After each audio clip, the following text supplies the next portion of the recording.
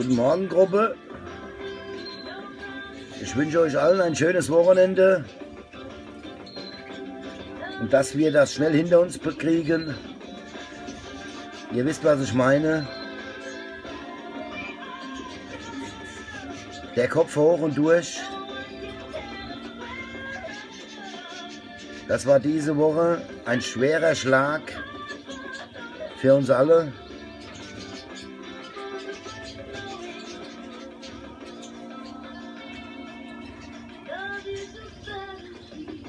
Es tut mir unendlich leid für die Familie, für die Töchter, für die Enkelchen. 8 Minuten nach 7. SWR 1